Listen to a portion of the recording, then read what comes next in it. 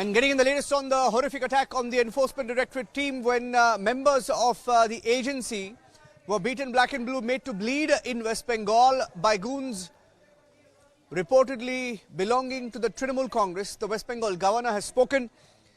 The Republic Bangla team has learned that the West Bengal governor will also summon the chief secretary in relation to the attack on the Enforcement Directorate team. The ED headquarters in Delhi has also received a report from Bengal unit over the attack.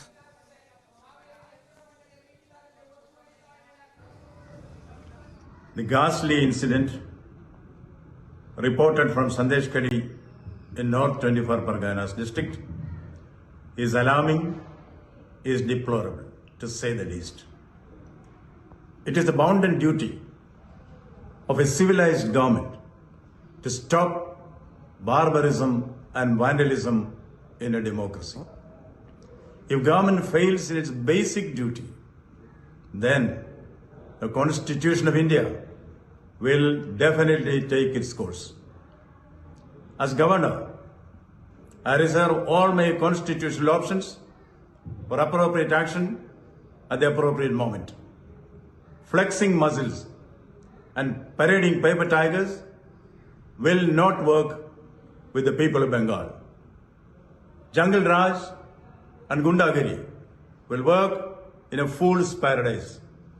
Bengal is not a banana republic. I repeat, Bengal is not a banana republic. Government should do its duty. Those who think they can rule through dawns and soon will they find themselves to be Don Quixotes. This pre-election violence, which has an early beginning, should find an early end. The sole responsibility for wanton violence in society lies with the government. It lies with the government.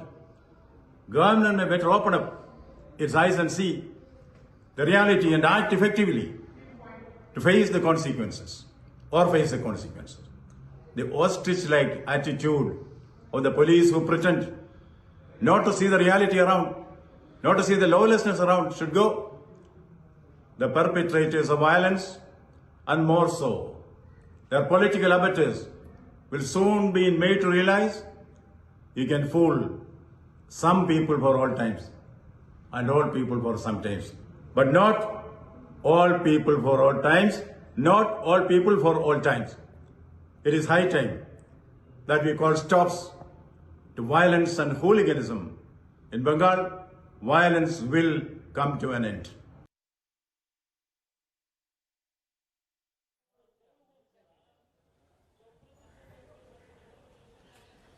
And Shravan is joining us with the details. Shravan, what's the latest on the ground, the situation, and what does the report say? What really happened this morning?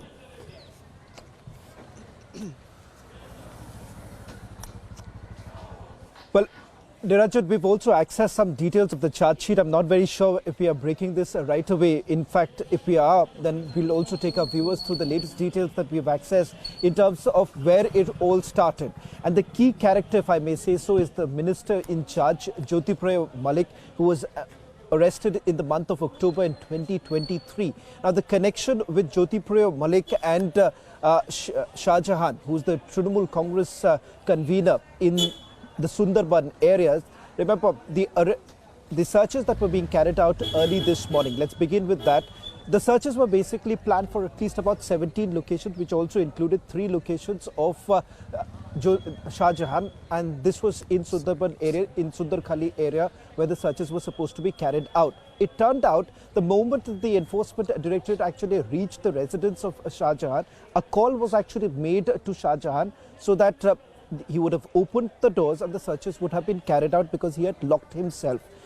Multiple attempts were made by the Enforcement Directorate. He refused to answer a single call. But rather than cooperating with the Enforcement Directorate, what Shah Jahan essentially did was made those calls to a few other workers of the Trinamool Congress and a few other people who were there, and a mob was gathered outside his residence, according to the Enforcement Directorate's incident report that has also been accessed by Republic TV, in which they make a mention of the fact that roughly about 1,000 to 2,000 people had gathered outside the residence, preventing the Enforcement Directorate and 27 CRPF personnel from carrying out their own duties. So much so that it led to stone pelting, sloganeering, and also the sloganeering was against the Enforcement Directorate and against the centre. In the process, 3 of the Enforcement Directorate officers were grievously injured, is what we are being told.